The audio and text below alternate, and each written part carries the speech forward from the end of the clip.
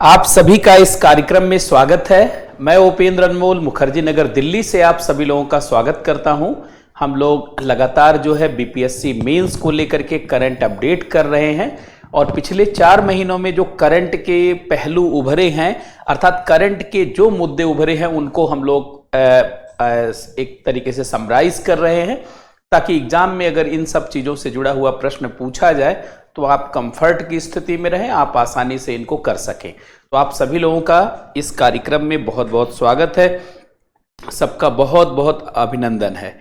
तो चलिए अब देखा जाए आज के करंट अफेयर्स के कार्यक्रम के अंतर्गत हम लोग जो है कुछ मुद्दों को, कुछ ऐसे विषयों को देखते हैं जो एग्जाम के नजरिए से महत्वपूर्ण है। क्या क्या विषय आज देखने की कोशिश करेंगे।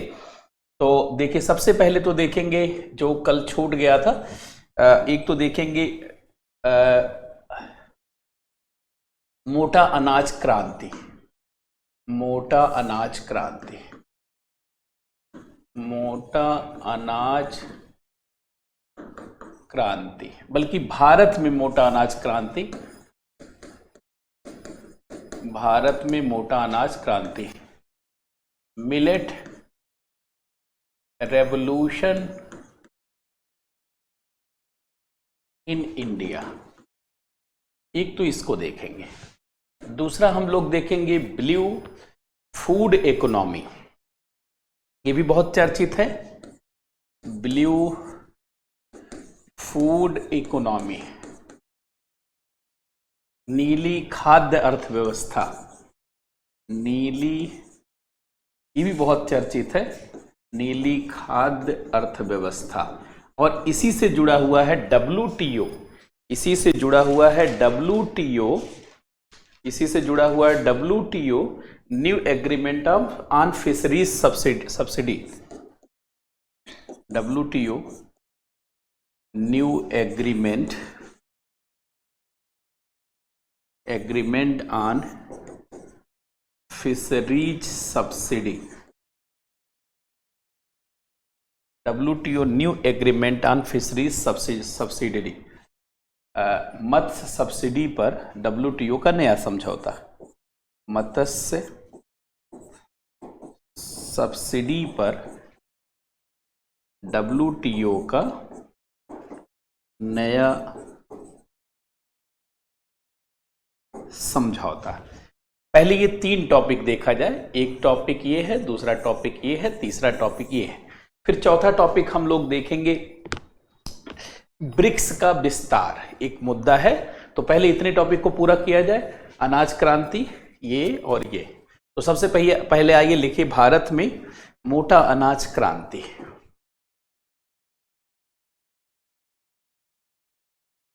Millet revolution in India, Bharat में मोटा अनाज क्रांति, भारत में मोटा अनाज क्रांति क्या है? पृष्ठभूमि,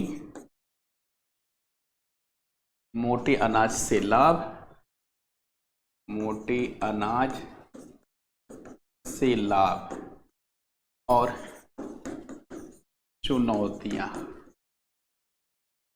समस्याएं। इन बिंदुओं के तहत हम लोग इन सारे पहलुओं को देखेंगे। जरा ध्यान देंगे सब लोग। मोटा अनाज,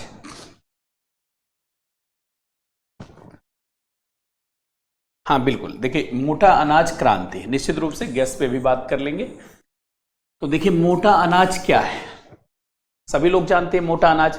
और दूसरे ये चर्चा में क्यों आया है? 2023 को भारत के ही सुझाव पर संयुक्त राष्ट्र ने अंतर्राष्ट्रीय मोटा अनाज वर्ष घोषित किया है, उसी के नाते ये चर्चा में है।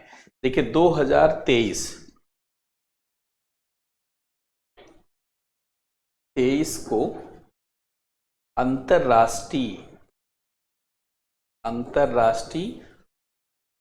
मोटा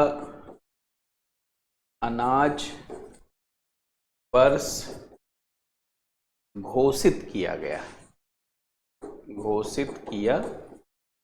गया, मोटा अनाज वर्ष। और इसी नाते ये जानते हैं पूरा मुद्दा चर्चा में आया है। भारत सरकार ने बहुत फोकस किया क्योंकि भारत के सरकार के ही सुझाव पर प्रयासों के नाते संयुक्त राष्ट्र ने ये अनुमति दी है। सबसे पहले क्या है मोटा अनाज, किसे कहा जाता है, फटाफट लिखेंगे, समय नहीं है।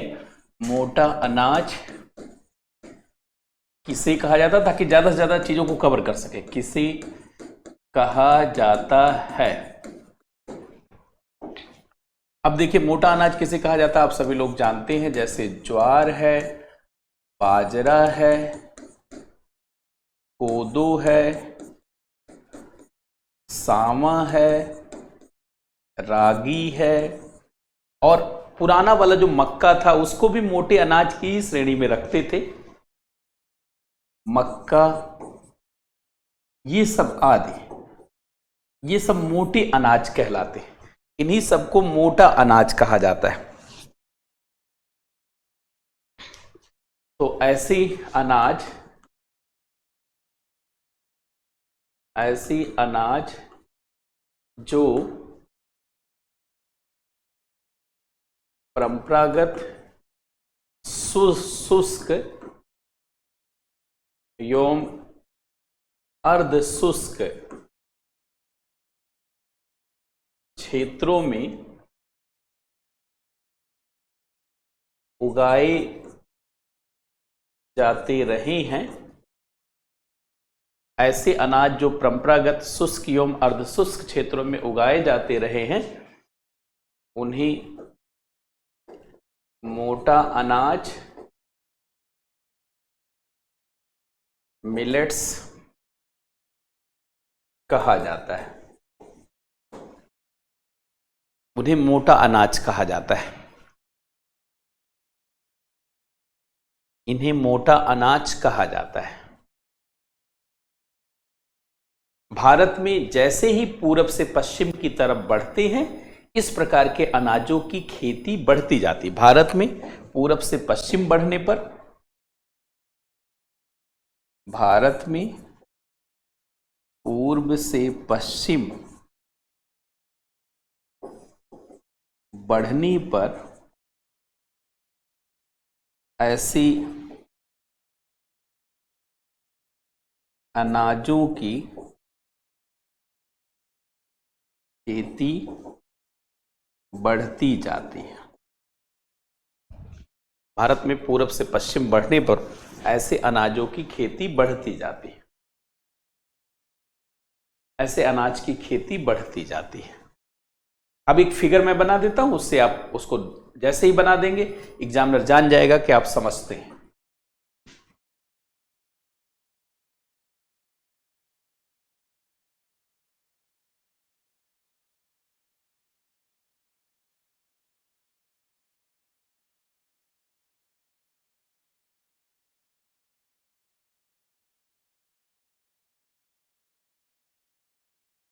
अब देखिए, अगर इतना आपको बताने के लिए काफी है, जैसे ही पूरब से पश्चिम की तरफ बढ़ती हैं तो वर्षा कम होती जाती है।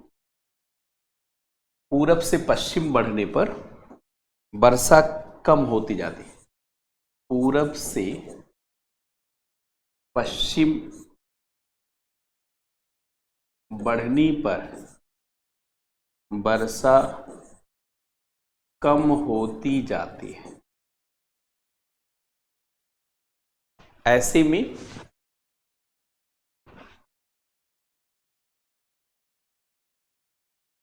हाँ, ये सारी चीजें देख, करंट तो अगर आप अपडेट करके रख रहे हैं तो पीटी के लिए भी इंपॉर्टेंट है, आगे के एग्जाम के लिए भी, 69th के लिए भी, 70th के लिए भी। जितना एक देखिए 1.5 सालों का करंट अफेयर पे तो पकड़ होनी ही चाहिए। अब देखिए ये चावल का क्षेत्र है, फिर गेहूं का क्षेत्र है, फिर मोटे अनाज का। देखिए ये चावल का क्षेत्र है, ये चावल का क्षेत्र है, ये 100 सेंटीमीटर से ऊपर वर्षा। ये गेहूं का क्षेत्र है और 75 सेंटीमीटर से कम वर्षा जानते हैं ये मोटे अनाज का है, मोटे अनाज का क्षेत्र है। और इधर आप देखेंगे यहां ज्वार बाजरा का बहुत चलन है, ज्वार बाजरा। इसके अलावा एक तो पूरब से पश्चिम बढ़ेंगे तो मोटे अनाजों की खेती बढ़ती है, और एक पठारी क्षेत्रों में या पर्वतीय क्षेत्रों में ऊपर की तरफ बढ़ेंगे तब भी शुष्कता बढ़ती, क्योंकि ऊपर जाने पर तापमान कम होता है तो ठंडी बढ़ती है, तो शुष्कता बढ़ती है। इसके अलावा पठारी, खाली वो काली मिट्टी वाला पठार नहीं, बेसाल्ट का नहीं, जहां पे ग्रेनाइट और नीस की चट्टान पाई जाती, लाल मिट्टी वाले पठारी क्षेत्र। इसके अलावा पठारी एवं पर्वतीय क्षेत्रों में भी मोटे अनाज को उगाया जाता है, विशेषकर कंफ्यूजन ना हो इसलिए लाल मिट्टी वाले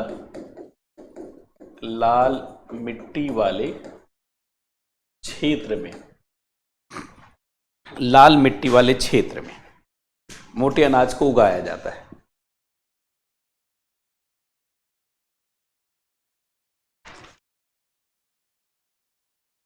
अब पृष्ठभूमि क्या है भाई, मोटा अनाज पे इतना फोकस क्यों भारत सरकार कर रही है? पृष्ठभूमि,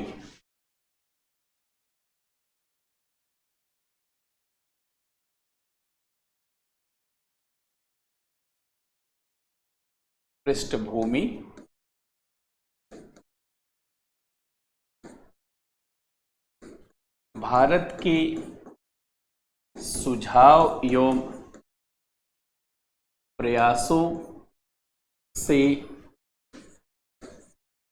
सहमत होकर यूनाइटेड नेशन ने 2023 को अंतर्राष्ट्रीय मोटा अनाज वर्ष घोषित किया है। International year of millets, international year of millet घोषित किया है। और ऐसे में भारत सरकार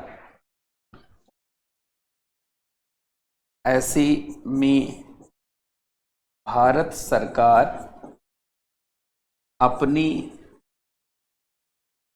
प्रयासों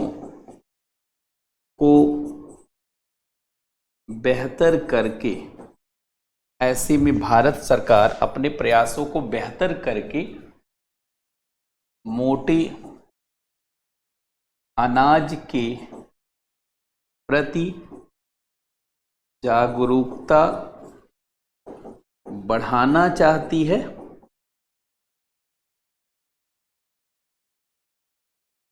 और इसके लाभों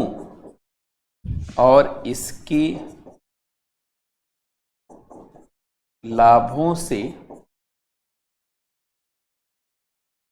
परिचय करवाना चाहती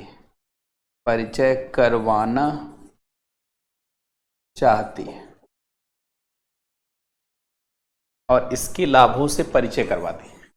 ऐसे में भारत सरकार अपने प्रयासों को बेहतर करके मोटे अनाज के प्रति जागरूकता बढ़ाना चाहती है और इसके लाभों से परिचय करवाना चाहती है।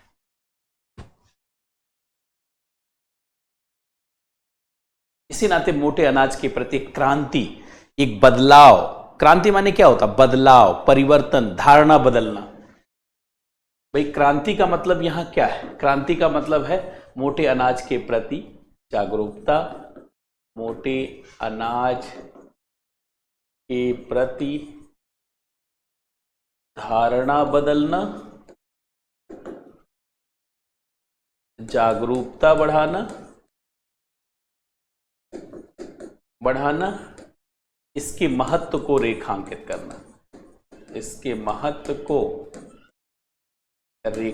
करना, यही तो बदलाव का परिचायक है। अब मोटे अनाज से लाभ क्या है? ये बहुत सामान्य सा प्रश्न है, बस खाली आपको ध्यान रहे तो आप कर ले जाएंगे। ये करंट अफेयर में चर्चा खूब है इसकी, इकोनॉमिक सर्वे में भी इसकी चर्चा है। वैसे आपने देखा होगा संसद में इसके लिए विशेष जो है प्रस्ताव पारित किया गया, संसद के भवन के अंदर ही जानते हैं। इसके लिए जो है प्रधानमंत्री और कृषि मंत्री सभी दलों के प्रतिनिधियों को बुला करके बाजरे और सभी मोटे अनाज के खाद्य पदार्थों को खिलाया गया, प्रचार प्रसार किया गया। ये इसलिए ताकि जागरूकता बढ़े। तो इस नाते खूब चर्चा में है। तो मोटे अनाज से लाभ क्या है? सबसे पहला पॉइंट, मोटे अनाज से लाभों के अंतर्गत सबसे मोटे अनाज जानते हैं सुपर फूड होते हैं। मोटे अनाज सुपर फूड होते हैं, सुपर फूड होते हैं क्योंकि ये पोषक तत्वों से भरपूर होते हैं। क्योंकि ये पोषक तत्वों से भरपूर होते हैं। क्योंकि ये पोषक तत्वों से भरपूर होते हैं। मोटे अनाज सुपरफूड होते हैं क्योंकि यह पोषक तत्वों से भरपूर होते हैं। इनमें प्रोटीन, विटामिन, खनिज, ये बहुत सारे जानते हैं। और फाइबर आदि की उच्च मात्रा पाई जाती है, उच्च मात्रा होती है। पहला पॉइंट तो ये है। दूसरा पॉइंट है कि मोटे अनाज शुष्क और अर्ध शुष्क क्षेत्रों में उगाए जाते हैं, जहां पानी कम होती है। कम पानी वाले क्षेत्रों में कृषि को बढ़ावा देते हैं, बढ़ावा देते हैं। जैसे शुष्क और अर्ध शुष्क क्षेत्रों में, शुष्क क्षेत्रों एवं अर्ध शुष्क क्षेत्रों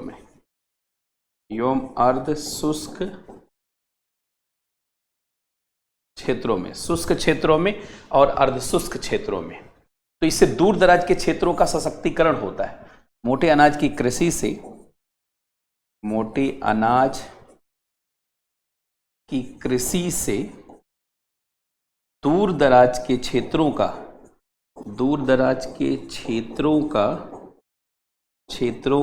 सशक्तिकरण होता है,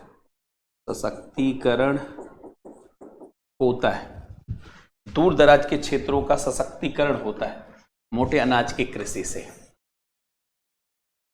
अच्छा, इससे फसल विविधता को बढ़ावा मिलता है। इससे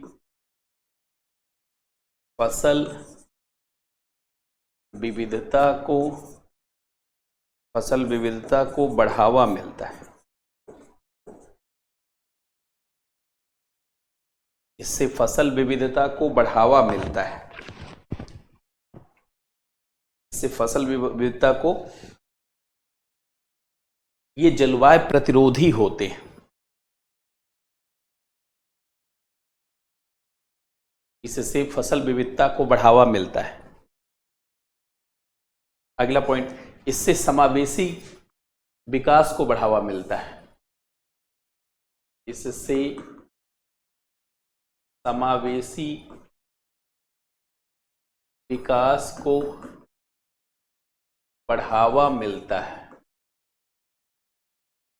खाद्य पदार्थों में विविधता आती है। खाद्य पदार्थों में विविधता आती है। कृषि निर्यात के अवसरों में वृद्धि होती है। कृषि निर्यात के अवसरों में वृद्धि होती है।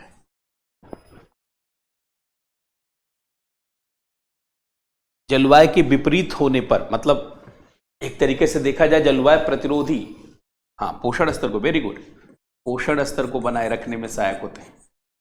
पोषण स्तर को बनाए रखने में, खाद्य सुरक्षा को बनाए रखने में, खाद्य सुरक्षा के लिए बेहतर। सतत कृषि, सस्टेनेबल एग्रीकल्चर को बढ़ावा देते हैं, क्योंकि इनमें यूरिया इन सब की जरूरत नहीं पड़ती है। सतत कृषि को बढ़ावा देते हैं, तो कम पानी कम उर्वरक, कम पानी कम उर्वरक की जरूरत है, कम उर्वरक की आवश्यकता होती है, कम पानी कम उर्वरक की आवश्यकता होती है, कम पानी कम उर्वरक की आवश्यकता होती है। जलवायु प्रतिरोधी होते हैं, जलवायु प्रतिरोधी होते हैं,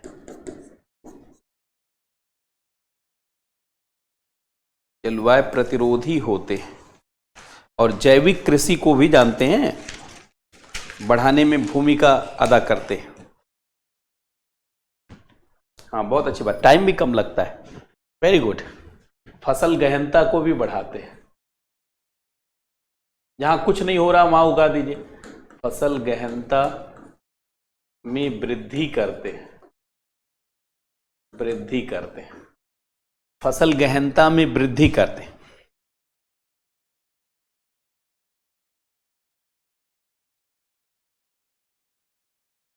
जहां कोई उत्पादन नहीं है वहां उत्पादन संभव। अब इतने पॉइंट काफी हैं, और भी पॉइंट आप लिख सकते हैं। तो आपने देख लिया कि मोटे अनाज, अब मोटे अनाज में चुनौतियां क्या हैं और समस्याएं क्या हैं। मोटे अनाज के, मोटे अनाज चुनौतियां, समस्याएं, चिंताएं। सबसे पहली बात आप सभी लोग जानते हैं, कम उत्पादन होता है, कम उत्पादन या कम पैदावार। एक चुनौती ये है, कम उत्पादन या कम पैदावार एक चुनौती है। अच्छा, इसके अलावा जानते हैं जागरूकता की कमी है, बहुत लोग जानते नहीं कितने महत्वपूर्ण है। जागरूकता की कमी, मोटे अनाजों के प्रति जागरूकता नहीं है कि ये स्वास्थ्य के लिए इतने अच्छे हैं, मतलब स्वास्थ्य के लिए अच्छे हैं, प्रकृति के लिए अच्छे हैं, प्रकृति पर्यावरण के लिए अच्छे हैं, ये कम जागरूकता है। इसकी जागरूकता, आज इन सब के बारे में कम जानकारी है, जागरूकता की कमी है। कम उपलब्धता है, कम मांग और उपलब्धता, कम मांग है, कम मांग है।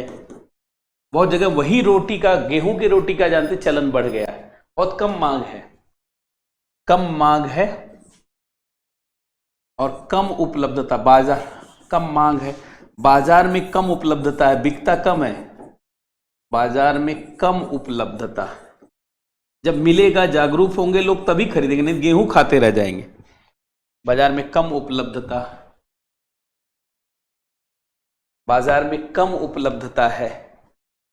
चावल और गेहूं से प्रतियोगिता है, चावल एवं गेहूं से, क्योंकि ये सस्ते मिलते हैं, चावल गेहूं इसकी तुलना में सस्ते हैं, मोटे अनाज थोड़ा महंगे हो गए।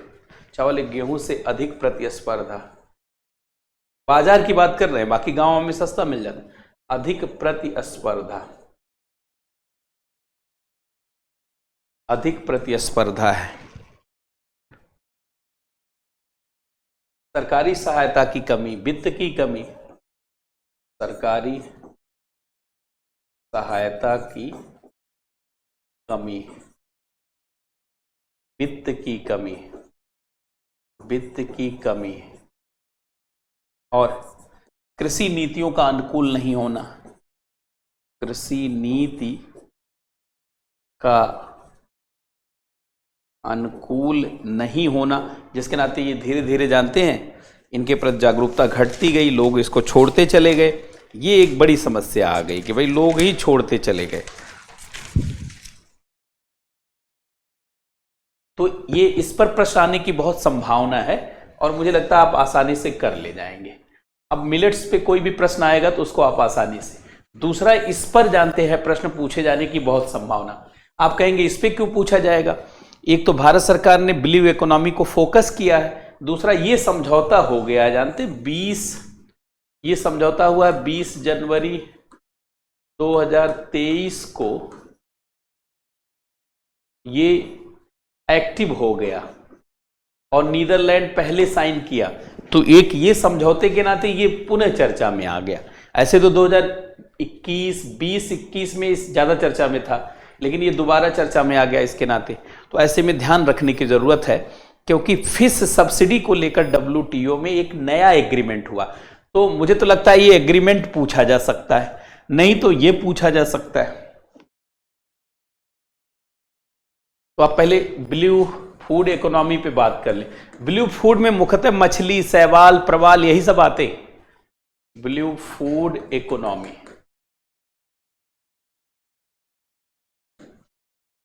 ब्लू फूड अर्थव्यवस्था, या इसको नीली खाद्य अर्थव्यवस्था।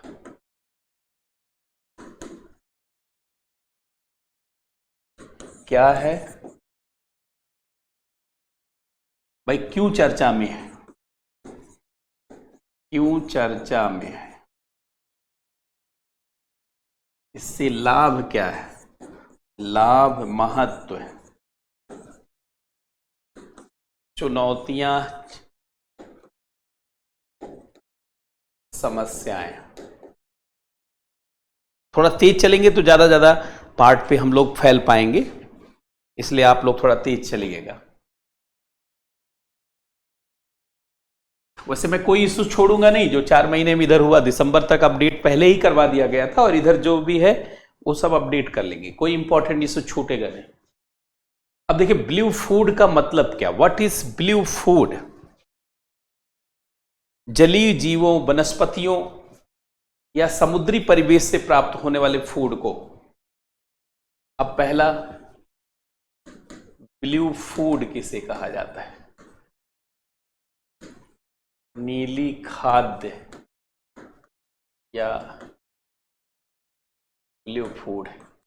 वैसे इसका मूल अर्थ है, जानते हैं, समुद्री क्षेत्र से प्राप्त होने वाले फूड, लेकिन इसमें पानी वाली कोई भी चीज आती है, क्योंकि सस्टेनेबल डेवलपमेंट गोल 14 भी यही है, लाइफ बिलो वाटर। तो जलीय जीवों, वनस्पतियों, जलीय जीवों, जलीय वनस्पतियों एवं समुद्री वातावरण से प्राप्त किए जाने वाले खाद्य पदार्थ ब्लू फूड कहलाते हैं। ब्लू फूड कहलाते हैं, ब्लू फूड कहलाते हैं। इनका बड़ा रोल है जो लोग, अच्छा इसमें ऐसा नहीं कि सब मांसाहारी है, इसमें जैसे देखिए शैवाल है, समुद्री शैवाल, समुद्री शैवाल एक एग्जाम्पल ले रहे हैं, बहुत सारी वनस्पति होती है। सी एल्गी है, ये बड़े ही पोषक तत्व है, vitamin C, sorry vitamin, multivitamin इससे बहुत बनता है। दूसरा जानते फिश है, मछली है। इसके अलावा कोरल्स हैं जिनको अनुमति है, प्रवाल है कुछ, और इसके अलावा सी ग्रास है, समुद्री घासें हैं। समुद्री घास में भी बहुत पोषक पदार्थ है, इससे भी बहुत सारी चीज बनती है, तमाम विटामिन, मल्टीविटामिन। और इसके अलावा जानते हैं झील, तालाब के उत्पाद भी वो भी इसी में आते हैं, मतलब पानी वाली हर चीज आती है, इन्हीं को ब्लू फूड कहा जाता है।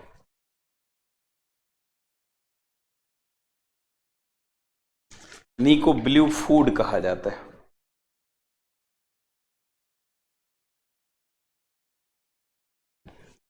तो एक चीज क्लियर हो गया कि ब्लू फूड क्या है, क्यों चर्चा में है, दो कारणों से चर्चा में है।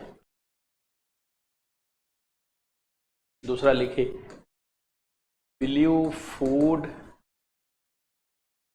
क्यों चर्चा में है। नंबर एक, भारत सरकार द्वारा ब्लू इकोनॉमी पर फोकस करना।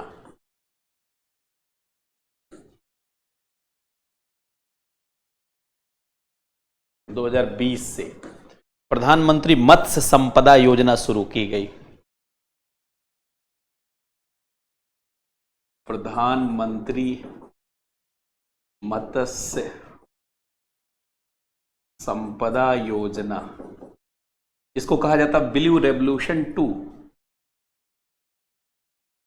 ब्लू, इसको कहा जाता है ब्लू रेवोल्यूशन 20, नीली क्रांति 20। 2024 तक मछुआरों की आय को दुगना करना है।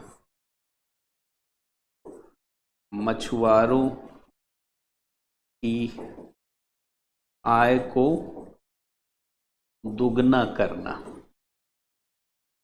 एक तो ये है। दूसरी बात है WTO का new agreement on fisheries subsidies. WTO new agreement on fisheries subsidies. WTO का नया मत्स्य सब्सिडी समझौता। अभी समझाएंगे आगे क्या है ये, पहले आप ऐसे लिख लीजिए। समझौता ये 2022 में हुआ, लेकिन 2023 से लागू हुआ है।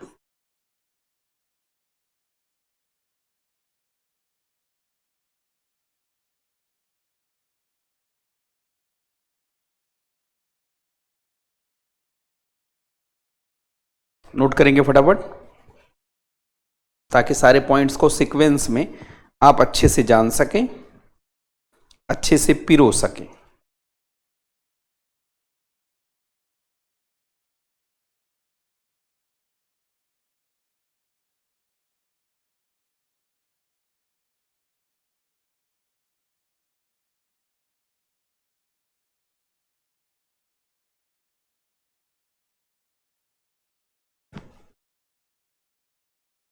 तो ये चर्चा में आने का कारण है ये, कि क्यों ये चर्चा में आया।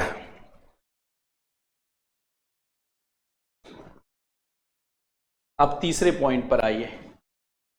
ब्लू फूड इकोनॉमी का लाभ क्या है, महत्व क्या है। तीसरा, ब्लू फूड अर्थव्यवस्था का महत्व, लाभ, योगदान, या यहां से लिखते हैं। पहला पॉइंट ध्यान से सुनेंगे। पहला तो यह खाद्य सुरक्षा और पोषण की सुरक्षा को सुनिश्चित करता है। खाद्य सुरक्षा एवं पोषण स्तर की सुरक्षा को सुनिश्चित करता है। खाद्य सुरक्षा और पोषण स्तर की सुरक्षा को सुनिश्चित करता है। रोजगार के अवसरों में वृद्धि का अवसर देता है। भाई इससे क्या है, रोजगार के अवसरों में वृद्धि होती है। ध्यान से सुनेंगे, रोजगार के अवसरों में वृद्धि होती है। कृषि निर्यात, क्योंकि भारत का सबसे बड़ा कृषि निर्यात क्या है, सी एक्सपोर्ट है, समुद्री निर्यात है, जिसमें समुद्री फूड जो है, तो कृषि निर्यात को बढ़ावा, कृषि निर्यात को बढ़ावा, तटीय क्षेत्रों,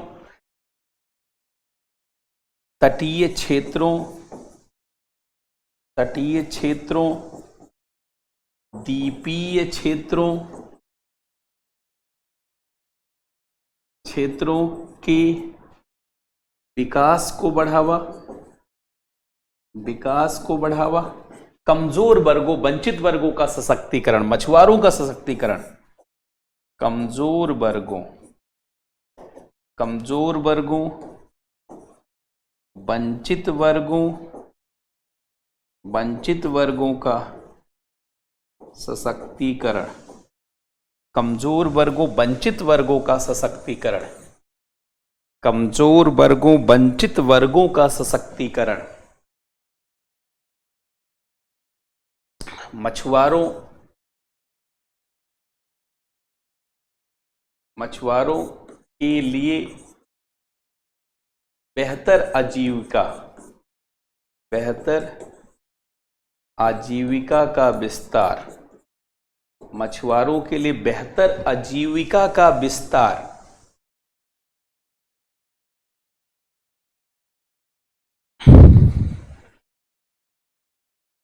बेहतर आजीविका का विस्तार,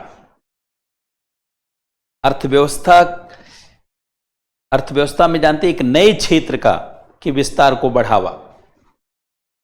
आप लिखेंगे अर्थव्यवस्था में, भारतीय अर्थव्यवस्था में, भारतीय अर्थव्यवस्था में नए क्षेत्र के विस्तार को बढ़ावा, भारतीय अर्थव्यवस्था में नए क्षेत्र के विस्तार को बढ़ावा। इसके अलावा आप जानते हैं ग्लोबल साउथ, जितना भी दक्षिणी गोलार्ध के देश हैं उनके लिए, उनके देशों के राजस्व के लिए बड़ा अवसर, ग्लोबल साउथ के देशों के लिए राजस्व का बड़ा अवसर उत्पन्न करना, बड़ा अवसर उत्पन्न करना।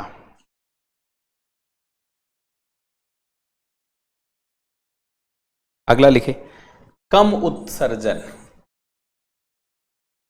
मांस के उत्पादन में फ्रीजिंग किया जाता है, काट पीट प्रोसेसिंग किया जाता है, बहुत ज्यादा उत्सर्जन होता है, तो भोजन, भोजन के क्षेत्र में कम उत्सर्जन को सुनिश्चित करना, सुनिश्चित करना। देखिए मांस के उत्पादन में, मांस के उत्पादन में, उत्पादन में अधिक उत्सर्जन होता है, अधिक उत्सर्जन होता है, तो इसको जब बढ़ावा दिया जाएगा तो वो रुकेगा। मांस के उत्पादन में अधिक उत्सर्जन होता है और इसमें बहुत कम समुद्री उत्पादों में, बहुत कम समुद्री उत्पाद बहुत तेजी से सड़ते नहीं, उतना ज्यादा प्रोसेसिंग की जरूरत नहीं होती। अच्छा, मांस के उत्पादन, क्योंकि जब मांस को देखिए, जब मांस को काटा जाता है तो उससे भी मशीन की जरूरत होती, मांस को प्रोसेसिंग की जाती है तो भी मशीन की जरूरत होती, फ्रीजिंग और कोल्ड स्टोरेज में रखा जाता है तो मीट में बहुत ज्यादा उत्सर्जन होता है। मछली में जानते हो उतना बिजली नहीं लगती, उतना ऊर्जा नहीं लगती, इसलिए उसमें उत्सर्जन कम होता है। अच्छा, इसके अलावा ध्यान से सुनेंगे, हृदय रोगों को कम करना संभव, हृदय रोगों को कम करना संभव। आप सभी लोग जानते हैं कि समुद्री उत्पादों में ओमेगा 3, ओमेगा 5 जैसे फैटी एसिड पाए जाते हैं जो कोलेस्ट्रॉल लेवल को कम करते हैं। समुद्री उत्पादों में, समुद्री उत्पादों में ओमेगा 3 फैटी एसिड पाई जाती हैं जो कोलेस्ट्रॉल स्तर को कम करते हैं, जो कोलेस्ट्रॉल स्तर को कम करते हैं, स्तर को कम करते हैं। ये कोलेस्ट्रॉल स्तर को कम करते हैं, कोलेस्ट्रॉल लेवल को घटाते हैं। तो इस तरीके के बहुत सारे पॉइंट हैं जो समुद्री फूड के पक्ष में है। अब आ जाते हैं हम लोग चुनौतियां देखते हैं। सब ब्लू फूड इकोनॉमी में चुनौतियां और समस्याएं क्या है, फटाफट लिखेंगे ताकि ज्यादा से ज्यादा मुद्दों पे हम लोग बात कर सकें। आप लोग सहयोग करते रहेंगे। ब्लू फूड इकोनॉमी में चुनौतियां, परेशानियां क्या है, चुनौतियां, समस्याएं, चिंताएं क्या है। बड़ी चिंता है इसमें, क्या क्या चिंता परेशानी है उसको देखिए, जरा ध्यान देंगे। सबसे बड़ी चुनौती तो जानते हैं जैव विविधता की है। अगर आप समुद्र से वनस्पतियों, जीवों को निकालेंगे तो जैव विविधता प्रभावित होने की। समुद्री जैव विविधता के लिए संकट है, या समुद्री परितंत्र के लिए संकट, समुद्री परितंत्र के लिए संकट है, क्योंकि ओवर फिशिंग हो रही है, ओवर यूटिलाइजेशन हो रहा है। समुद्री अति दोहन की चुनौती आ सकती है, समुद्री संसाधनों की अति दोहन की चुनौती, अति दोहन की चुनौती। भाई औद्योगिकरण होने लगेगा ना समुद्री। अभी क्या है, मछुआरे केवल अपने जीविकोपार्जन के लिए फूड निकालते हैं, मछली निकालते हैं, शैवाल निकालते हैं, और औद्योगिक जरूरतों के लिए दोहन होने से समस्या बढ़ेगी। औद्योगिक दोहन को बढ़ावा देने से समुद्री क्षेत्र नए संकट का क्षेत्र बन जाएगा, नए संकट का क्षेत्र बन जाएगा, नए संकट का क्षेत्र बन जाएगा। समुद्री क्षेत्र नए संकट का क्षेत्र बन जाएगा। अति दोहन की चुनौती है कि नहीं। अच्छा, इसके अलावा समुद्री क्षेत्र में बहुत ज्यादा प्रदूषण है, तेल रिसाव की समस्या, उससे भी समुद्र के खाद्य पदार्थ, मछलियां सब प्रभावित हो चुकी हैं, उनमें बहुत बीमारियां हैं। समुद्री क्षेत्र में बहुत अधिक प्रदूषण बढ़ चुका है, क्योंकि तमाम जानते तटवर्ती क्षेत्रों में नगर है, उनका कचरा है, तेल रिसाव है। समुद्री क्षेत्र में बहुत अधिक प्रदूषण बढ़ गया है। अब मैं एग्जांपल लिख देता हूं, जैसे तेल रिसाव की समस्या से, ऑयल स्पिल से, तेल रिसाव से,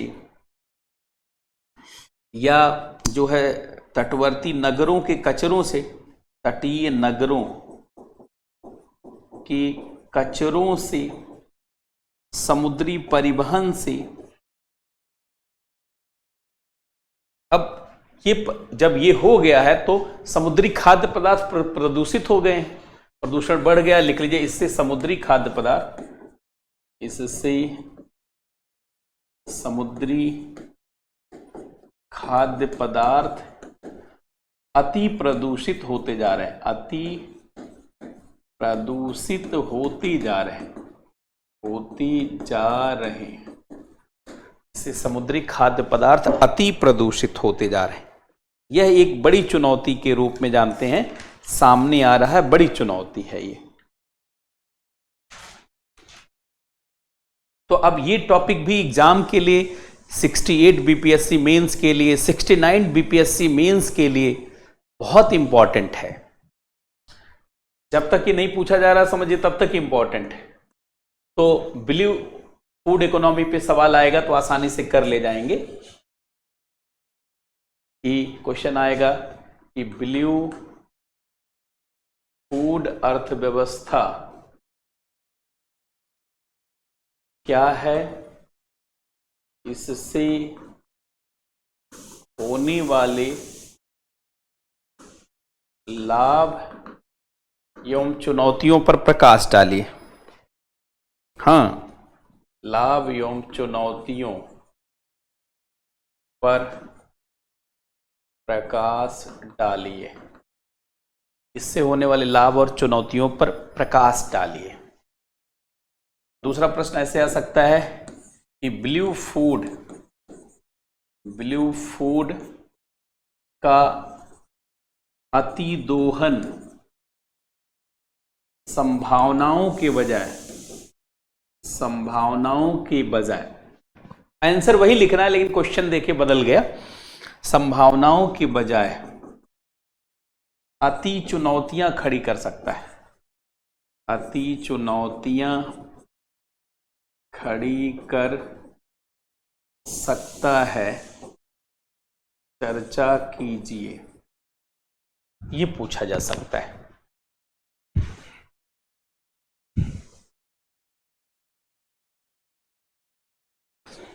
कोई करंट अफेयर तैयार करने का कोई नियम थोड़ी होता है। जितने 1.5 वर्षों में करंट अफेयर के मुद्दे चर्चित हैं, जितने आर्थिक मुद्दे चर्चित हुए हैं, सब एक साथ लिख लीजिए। साइंस एंड टेक्नोलॉजी के मुद्दे जितने चर्चित हुए एक साथ लिख लीजिए। पर्यावरण पारिस्थितिकी का एक साथ लिख लीजिए, आईआर का एक साथ लिख लीजिए, पॉलिटी का एक साथ लिख लीजिए, फिर बीपीएससी का काम हो गया। इतना लिख देने से बहुत नंबर मिल जाएगा, थोड़ा मोड़ा नहीं, कोई नंबर ही नहीं कटेगा। इतना स्टूडेंट लिख ही नहीं पाते, वो खाली आपको लग रहा है, ऐसे मैं लिखा रहा हूं तो आपको लग रहा है, लेकिन इतना स्टूडेंट लिख नहीं पाते। WTO new agreement on fisheries subsidies,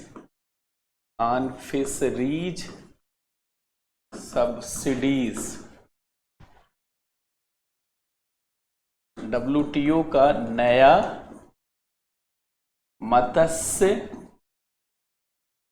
subsidy समझौता। ये समझौता तो वैसे जून में जानते हैं, समझौते के लिए प्लान पेश किया गया था, समझौते के लिए पूरी बात पेश की गई, लेकिन लागू हुआ है जनवरी 2023। समझौता हुआ, पहले ऐसे बना लीजिए, सब चीज सिस्टम से बनाइए, उससे याद रहेगा। ऐसे बना लीजिए,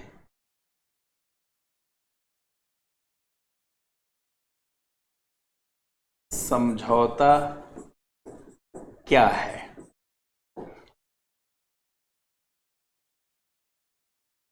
कब लागू हुआ, लाभ क्या है इसका, या महत्व क्या है, भारत का पक्ष क्या है। भारत का पक्ष आपको जानने की जरूरत है। जो भारत का पक्ष है वही चुनौतियों को उभारता है।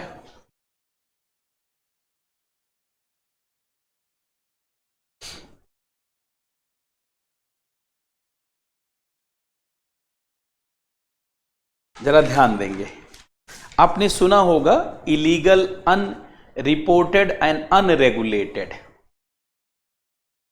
एक चीज ध्यान रखेंगे, अब यह समझौता क्यों महत्वपूर्ण है। यह समझौता इसलिए लाया गया है कि बहुत सारे देश समुद्री क्षेत्रों में ओवर फिशिंग कर रहे हैं, समुद्री क्षेत्र में बहुत ज्यादा मछली निकाल ले रहे हैं, शैवालों को निकाल रहे हैं। उनके पास बड़ी बड़ी जानते मशीनें हैं, बहुत बड़ी बड़ी जहाजें हैं, सारा अति दोहन कर रहे हैं। तो ऐसे समुद्री जैव विविधता बैठ जाएगी, समुद्र का परितंत्र बैठ जाएगा, और समुद्र में जानते हैं होने वाले परिवर्तन से फिर पृथ्वी पर महासंकट उत्पन्न होगा। जलवायु परिवर्तन से लेकर अनेक चुनौतियां। पहली बात तो एक समस्या है कि ओवर फिशिंग हो रही है। एक तो ओवर फिशिंग को प्रभावित करने वाले जो उपकरण है, सहायता है, उसको रोकने की बात है। दूसरा, तटवर्ती क्षेत्रों में भी तमाम इलीगल, अनरिपोर्टेड, अर्थात तमाम प्रकार के अवैधानिक और अनियोजित असूचीबद्ध फिशिंग हो रही है, उसको जो सब्सिडी दी जाती उसको रोकना, ऐसे तटवर्ती क्षेत्रों में रोकना, इन सब को रोकने के लिए यह समझौता लाया गया। तो आप लिखेंगे पहला,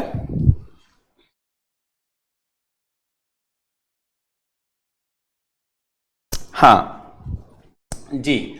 अब देखिए पहला लिखेंगे आप कि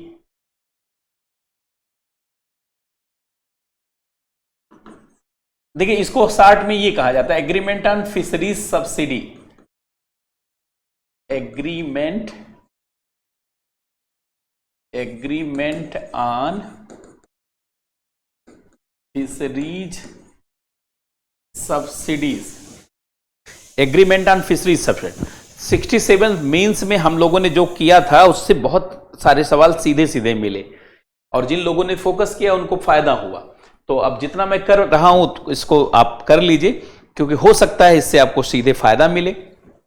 देखिए एक शिक्षक होने के नाते हमारा ये जिम्मेदारी है, हमारी ये जिम्मेदारी है कि जहां जहां से सवाल बन सकते हैं उसके लिए प्रयास करना। कई बार जानते प्रयास करने के बाद भी नहीं आता तो वो अलग बात है, लेकिन हम कम से कम अपना एफर्ट लेते हैं और जितना संभावित सारी चीज है उसको करवाते हैं तो अधिकतम आने की संभावना बन जाती है और मुझे लगता है अधिकतर क्वेश्चन मिल ही जाता है। अब कुछ चीज नहीं मिलती तो वो तो जानते सबके लिए संकट है, वो सभी विद्यार्थियों के लिए। जो चीज नहीं मिल रही है पढ़ने लिखने से, इसका मतलब वो सभी विद्यार्थियों के लिए चुनौती, फिर उस पर बना करके अपने माइंडसेट से लिखना होता है। तो इस नाते घबराना नहीं है, जहां सबके लिए मटेरियल है वहां आगे रहिए, जो ट्रेडिशनल पार्ट है वहां आगे रहिए, और जहां सबके लिए मटेरियल नहीं है वहां अपने चिंतन, सोच, समझ, माइंडसेट से लिखिए। अंततः अच्छी रैंक आ जाएगी, बेटर रैंक में आप रहेंगे। करवा देंगे, इसको भी करवा देंगे, थोड़ा थोड़ा उसको भी करवा देंगे, G20 SCO हाँ करवा देंगे।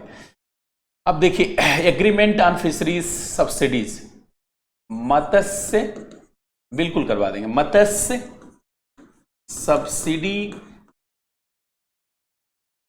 समझौता जून 2022 में। यह समझौता WTO के 12वें मंत्री स्तरीय सम्मेलन में, 12वें मंत्री स्तरीय सम्मेलन में फाइनल किया गया, सम्मेलन में फाइनल किया गया और जनवरी 2023 से लागू कर दिया गया। अब पहले ये 2 पॉइंट जानिए, फिर समझौता क्या बात करते हैं। 3 चीजें हैं।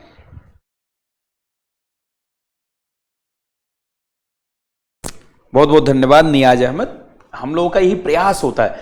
देखिए एक शिक्षक का दायित्व क्या है, जैसे एक माता पिता क्या करते हैं, माता पिता आपके जीवन के भौतिक भार को कम करते हैं कि घर, मकान, गाड़ी सब आपको बना करके, या जो भी उनके पास सुविधा है, और एक शिक्षक का दायित्व होता है आपके पढ़ाई लिखाई के भार को कम करना।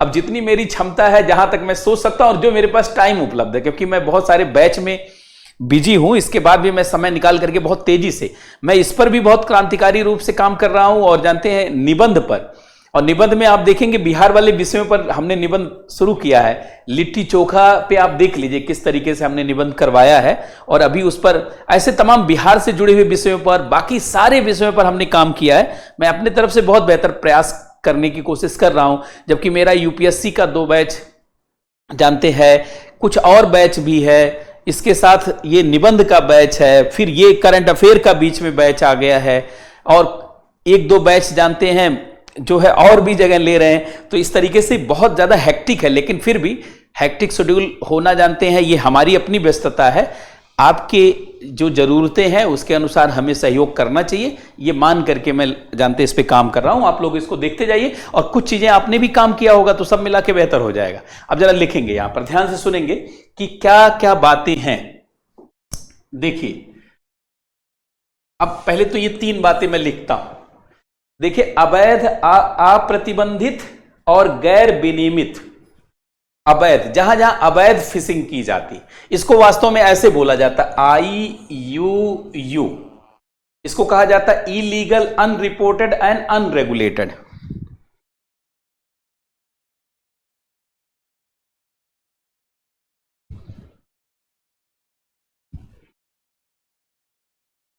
हाँ, लिट्टी चोखा तो जानते हैं, आनंद है उसका, बहुत उसका आनंद ही अलग है, बहुत आनंद अलग है। अब आप ज्यादा बोलेंगे तो मेरा भी मन करने लगेगा, इसलिए आपको ज्यादा नहीं बोलना है।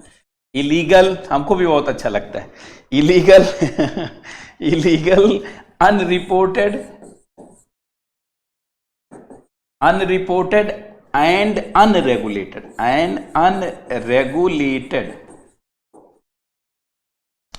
देखिए 3 शब्द है, इसको ध्यान रखेंगे। अब अवैध, अप्रतिबंधित, गैर विनियमित। अवैध, अप्रतिबंधित, अप्रतिबंधित और ये अनियोजित, अनियोजित। ये शब्द को सीख लीजिए, IIU है। अवैध, अप्रतिबंधित और अविनियमित फिशिंग सब्सिडी पर रोक लगाना, फिशिंग सब्सिडी पर रोक लगाना। देखिए अवैध, अप्रतिबंधित, अनियोजित। अब बल्कि मैं नए पेज पे लिख देता हूं तो आपको साफ साफ दिखेगा यही वाला चीज। देखिए अवैध, अब दोबारा मैं लिख देता हूं, अवैध, अप्रतिबंधित, अप्रतिबंधित एवं अनियोजित, अनियोजित फिशिंग। फिशिंग को मैं ऐसे लिख देता हूं देवनागरी में, फिशिंग पर, फिशिंग की सब्सिडी पर, फिशिंग की सब्सिडी पर रोक लगाना। अब मैं इसको दूसरे पेज पे भी लिखूंगा ताकि आपको एक ही जगह सारी चीज दिखे।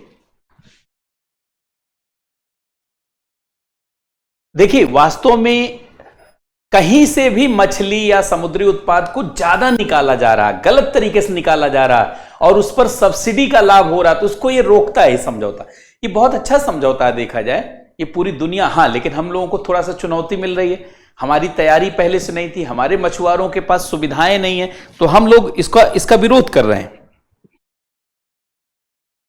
अब देखिए पहला ये है, पहला पॉइंट है एग्रीमेंट ऑन फिशरीज सब्सिडीज में पहला है समझौता, पहला है IUU, मतलब अवैध, अप्रतिबंधित, प्रतिबंधित एवं अनियोजित, अनियोजित फिशिंग सब्सिडी पर रोक लगाना।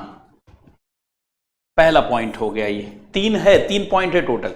दूसरा ओवर फिशिंग वाले क्षेत्रों में सब्सिडी पर रोक लगाना। ओवर फिशिंग माने ज्यादा fishing, over fishing, over fishing, ध्यान से सुनेंगे, ओवर फिशिंग वाले क्षेत्रों में फिशिंग, ओवर फिशिंग वाले क्षेत्रों में फिशिंग सब्सिडी पर रोक लगाना। जहां ओवर फिशिंग, ये तो विकसित देशों के आसपास वाला एरिया है, ये विकसित देशों के आसपास, उत्तरी अटलांटिक महासागर है, बाल्टिक सागर है कि नहीं, ग्रीनलैंड के आसपास का क्षेत्र है विकसित, या चाइना वाइना के पास का क्षेत्र है, पूर्वी चीन सागर, पीला सागर, विकसित देशों के, या जापान के पास, विकसित देशों के पास के क्षेत्र, यहां ओवर फिशिंग हुई है।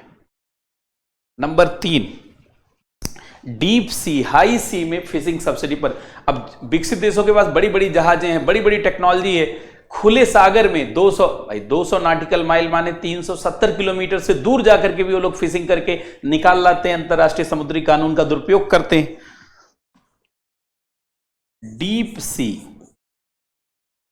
खुले जो गहरे समुद्र हैं, गहरे समुद्र, ये 200 नॉटिकल मील से दूर वाले क्षेत्र को कहा जाता है, या हाई सी, खुले समुद्र। खुले समुद्र में फिशिंग सब्सिडी पर रोक लगाना। ये 3 चीजें आपको ध्यान रखना है। एक तो जो इलीगल, गलत तरीके से प्रतिबंधित क्षेत्र में फिशिंग की जा रही, वहां की सब्सिडी पर रोक लगाना, ओवर फिशिंग वाले एरिया में रोक लगाना, और जो 200 नॉटिकल माइल से दूर वाले क्षेत्र, 200 नॉटिकल माइल से, 200 नॉटिकल मील से दूर वाले क्षेत्रों पर रोक लगाना। ये इस समझौते में जानते हैं ये बिंदु है। तो अगर पूछा जाए कि what is new agreement on fisheries subsidies in WTO, तो देन ये 3 बातें आपको याद रखना होगा। तो ये हो गया कि समझौता क्या है। एक तरीके से प्रतिबंधित क्षेत्रों में मछली निकालने वाली सभी तकनीकों पर दी जाने वाली सहायता, सुविधाओं पर रोक लगाना, यही है जानते हैं। डीप सी का मतलब होता है कि 200 नॉटिकल माइल से दूर, और हाई सी का मतलब है बिल्कुल खुला। दोनों लगभग समान अर्थ है। अब देखिए कब लागू हुआ, तो दूसरा लिख दीजिए, ये जनवरी 2023 में लागू। पहला हस्ताक्षर करने वाला देश स्विट्जरलैंड, पहला हस्ताक्षर करने वाला देश स्विट्जरलैंड। पहला हस्ताक्षर करने वाला देश स्विट्जरलैंड, पहला हस्ताक्षर करने वाला देश स्विट्जरलैंड। अब जरा लिखेंगे, अब इस समझौते का महत्व लिख लीजिए। समझौते का महत्व या लाभ, यद्यपि भारत इसे लाभ नहीं मान रहा है, AFS का महत्व, लाभ या योगदान जो बताया गया है, पहला कि इससे समुद्री क्षेत्रों में अतिदोहन पर रोक लगेगी, अतिदोहन पर रोक लगेगी। दूसरा पॉइंट, समुद्री परितंत्र और जैव विविधता, समुद्री परितंत्र, समुद्री जैव विविधता, समुद्री जैव विविधता को बचाना संभव होगा, को बचाना संभव होगा। समुद्री परितंत्र, समुद्री जैव विविधता को बचाना संभव होगा।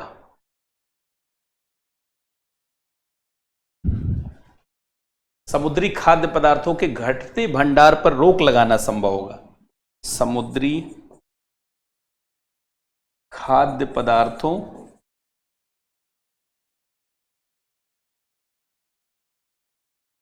या घटती मछली भंडार पर रोक लगाना संभव होगा, रोक लगाना संभव होगा।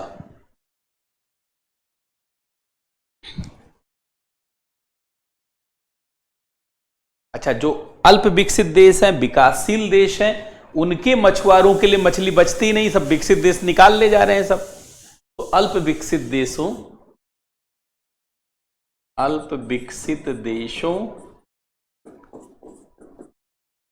विकासशील देशों के मछुआरों का संरक्षण होगा।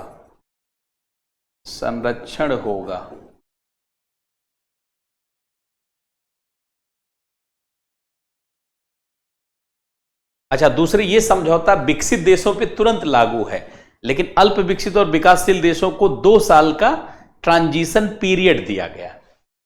तो यह समझौता, मैं अगले पेज पे लिख देता हूं ताकि आप समझ जाएं कैसे छूट दी गई है।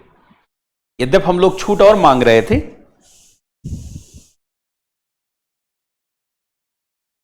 5वां पॉइंट लिखे कि यह समझौता विकसित देशों पर तुरंत लागू हो गया है, लेकिन अल्प विकसित विकासशील देशों को 2 वर्ष का समय मिला है। मतलब 2 वर्ष का ट्रांजिशन पीरियड है, 2 year transition period, 2 year transition period, 2 वर्ष की संक्रमण अवधि। अब भारत सरकार की चिंता क्या है, इसको जरा आप देखें। अच्छा, एक पॉइंट और, ऐसे समुद्री संसाधनों जैव विविधता पे जागरूकता का विस्तार। समुद्री संसाधनों, समुद्री जैव विविधता पर जागरूकता को विस्तार मिल रहा है। भाई जागरूकता बढ़ेगी, इस तरीके की बात से जागरूकता बढ़ेगी, इससे जागरूकता बढ़ेगी। अब भारत सरकार का क्या पक्ष है, stand of Indian government, Bharat सरकार का रुख क्या है, पक्ष क्या है। अब भारत सरकार का पक्ष देखिए, इस मामले में भारत सरकार का पक्ष, चौथा पॉइंट, भारत सरकार का पक्ष, स्टैंड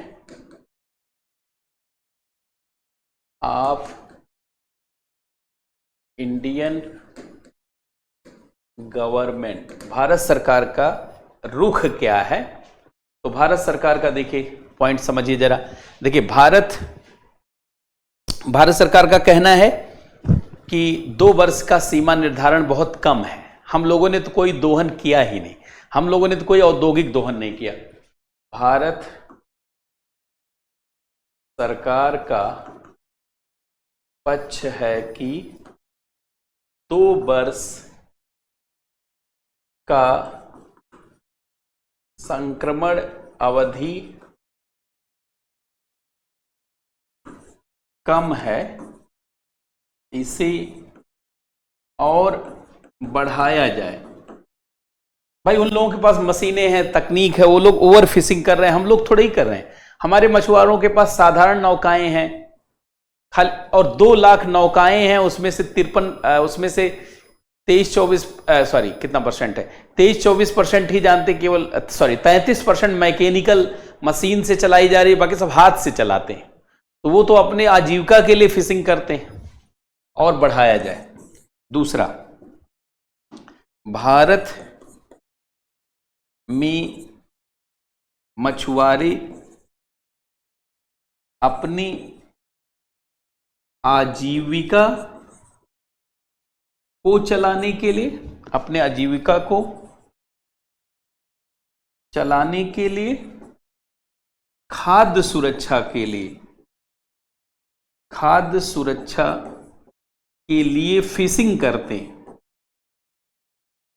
फिशिंग करते हैं, आजीविका चलाने के लिए और खाद्य सुरक्षा के लिए फिशिंग करते हैं। तीसरा पॉइंट है कि भारत में औद्योगिक फिशिंग नहीं की जाती है, भारत में औद्योगिक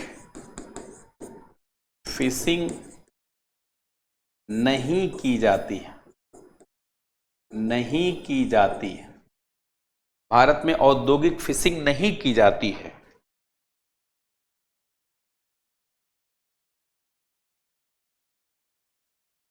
अगला पॉइंट, भारत में तटों के करीब फिशिंग की जाती है, हम कोई डीप सी में, हाई सी में तो करते ही नहीं, हमारे पास मशीन ही नहीं, जहाज ही नहीं। चौथा पॉइंट, भारत में तटवर्ती क्षेत्रों में फिशिंग की जाती है, डीप सी में फिशिंग भारत में नहीं होती है, डीप सी में फिशिंग नहीं होती है।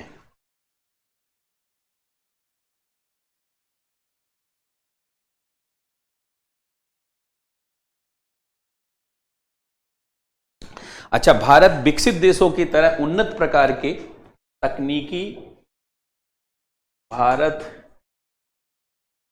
विकसित देशों की तरह उन्नत प्रकार के तकनीकी या मशीनी उपकरणों का प्रयोग, या मशीनी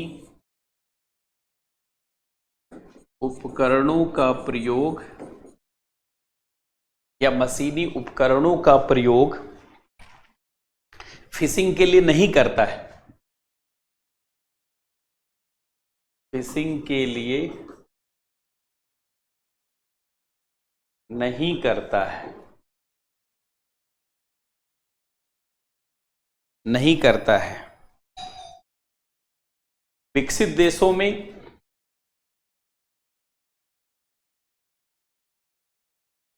विकसित देशों में तटों से बहुत दूर, तटों से बहुत दूर जाकर के फिशिंग एवं उन्नत तकनीकों, एवं उन्नत तकनीकों का प्रयोग करके फिशिंग की जाती है, जो ठीक नहीं है, जो ठीक नहीं है। लेकिन अल्प विकसित देशों की फिशिंग ठीक है, क्योंकि इसमें कोई ऐसी चीज नहीं, जबकि अल्प विकसित देशों की फिशिंग ठीक है, जबकि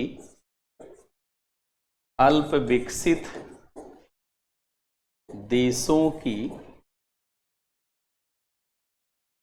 फिशिंग ठीक है, जबकि अल्प विकसित देशों की फिशिंग ठीक है, इसमें कोई उतनी बुराई नहीं है।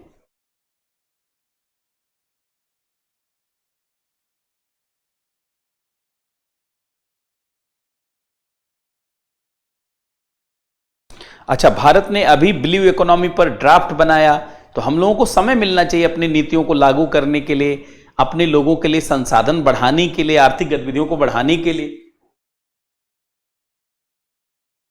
भारत जैसे देशों को अपनी ब्लू इकोनॉमी की नीति को लागू करने के लिए, भारत जैसे देशों को अपने ब्लू इकोनॉमी के नीति को लागू करने के लिए समय मिलना चाहिए, मिलना चाहिए, क्योंकि ये पूरी दुनिया में गरीबी हटाने, विषमता हटाने के बड़े मुद्दों के अंतर्गत आता है, क्योंकि यह भारत में कमजोर वर्गों, वंचित वर्गों, तटीय एवं द्वीपीय क्षेत्रों, तटीय एवं द्वीपीय क्षेत्रों में रहने वाले लोगों की खाद्य सुरक्षा एवं गरीबी को कम करने में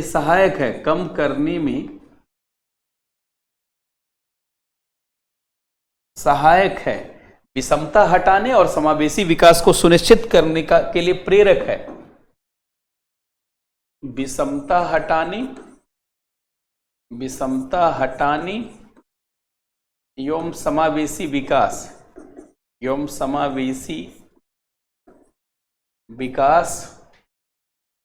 के लिए प्रेरक है। विषमता हटाने एवं समावेशी विकास के लिए प्रेरक है। नहीं, पाउंड में तो आपने पाला है, उसका आप यूज कर सकते हैं, उसका कर सकते हैं, उसमें नहीं कोई दिक्कत है।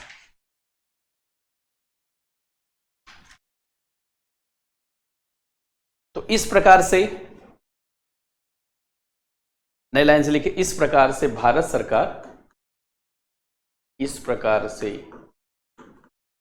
सरकार AFS agreement on fisheries subsidies में छूट चाहती है। अब ये है, अब इस पे क्वेश्चन कैसे बन सकता है? सबसे पहले ये पूछा जा सकता है कि WTO में मत्स्य सब्सिडी समझौता क्या है? इस पर भारत सरकार के पक्ष पर चर्चा कीजिए। ये सवाल पूछा जा सकता है। दूसरा पूछा जा सकता है कि मत्स्य सब्सिडी समझौता भारत के ब्लू इकोनॉमी या भारत के ब्लू फूड इकोनॉमी के लिए घातक साबित हो सकता है। कैसे? दूसरा क्वेश्चन आ सकता है कि WTO का मत्स्य सब्सिडी समझौता भारत की ब्लू फूड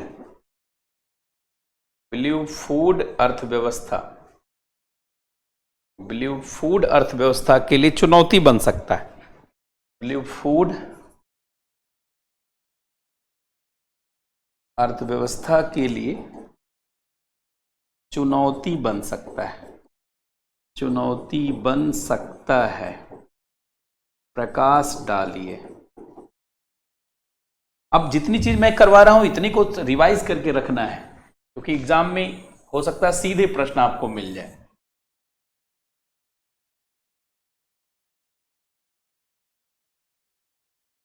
हो सकता है कि सीधे आपको क्वेश्चन मिल जाए।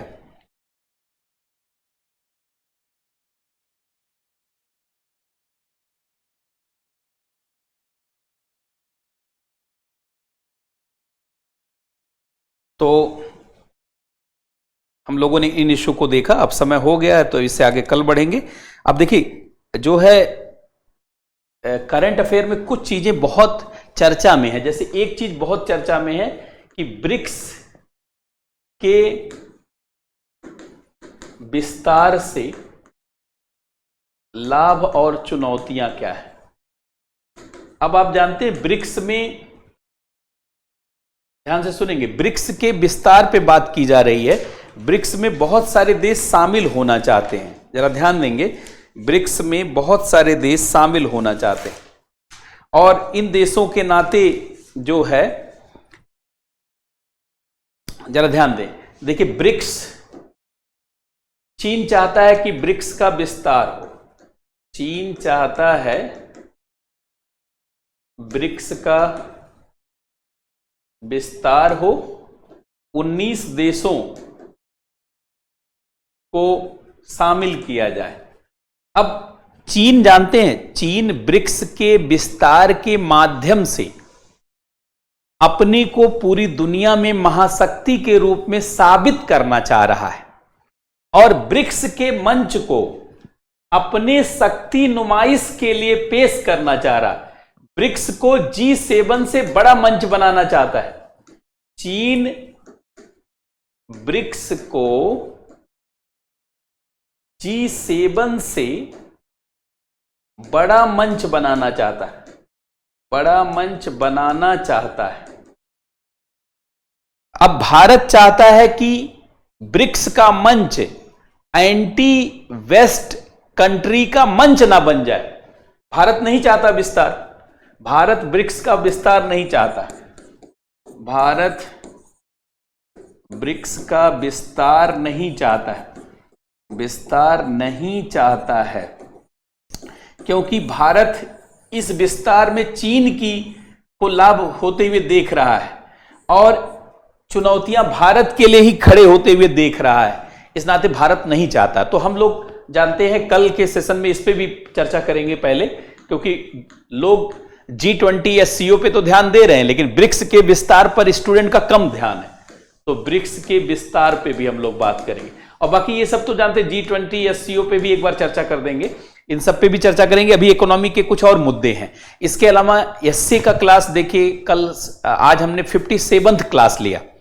एसए की क्लास को हमने क्रांतिकारी बनाया और आपने देखा होगा कि स्पेस आईएएस एकेडमी पर एसए की क्लास जानबूझ करके सारी क्लास मैंने ली, क्योंकि मैं जान रहा था कि कोई दूसरा टीचर उतना बेहतर ढंग से नहीं करवा सकता, क्योंकि मैं पिछले 19 वर्षों से पढ़ा रहा हूं यूपीएससी में और बीपीएससी में भी पिछले 6-7 वर्षों से बहुत सक्रिय हूं, जिसके नाते बीपीएससी की आज की जरूरतों से मैं परिचित हूं कि बीपीएससी में कैसे सवाल आते हैं, बीपीएससी मेंस, क्योंकि लगातार पढ़ाने के नाते लगभग 15-16 हजार विद्यार्थियों को मैंने बीपीएससी मेंस के लिए पढ़ाया है 5-6 वर्षों में, और इस नाते बीपीएससी मेंस के सवालों से मैं एकदम परिचित हूं और बीपीएससी मेंस की दिशा एकदम यूपीएससी की दिशा में है। इस नाते मुझे लगता है कि थोड़ा अच्छा बेहतर प्रयास कर दिया जाए तो बहुत ज्यादा विद्यार्थियों को सफल करवाया जा सकता है, और यही कारण है कि हमने बीपीएससी एसए की सारी क्लासेस स्वयं ली है।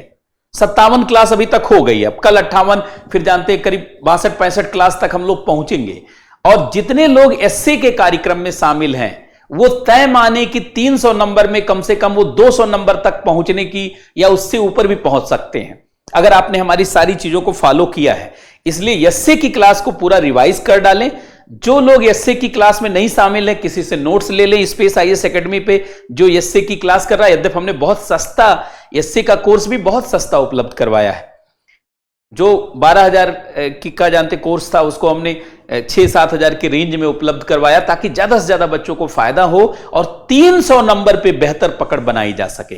तो जो लोग हमारी क्लासेस को ऐप पे नहीं कर पाए हैं, तो जो आपके मित्र दोस्त हैं उनसे नोट्स लेकर के एक बार रिवाइज कर लें फास्ट। और इधर मेरी कोशिश होगी कि कुछ क्लास यूट्यूब पर फ्री भी अपलोड करवा देना, ताकि उनके माध्यम से भी आप कई विषयों टॉपिक पर अपने आप को बेहतर कर सकें। कम से कम यूपीएससी में पूछे जाने वाले एसए पर अपने आप को अपनी समझ को बना सके। तो आप सभी लोग जुड़े रहें। अभी हम लोग करंट अफेयर में बहुत अच्छा करेंगे और लगातार जानते समझते चलेंगे। और ये करंट अफेयर का पार्ट ये 68 बीपीएससी के साथ 69th 70th बीपीएससी तक काम करेगा, क्योंकि जो करंट अफेयर पूछा जाता है वो लगभग 1.5 साल का करंट अफेयर पूछा जाता है। तो जब भी आप तैयारी कर रहे होंगे तो अगले 1.5-2 वर्षों तक जानते हैं वो आपको बैकअप देता है।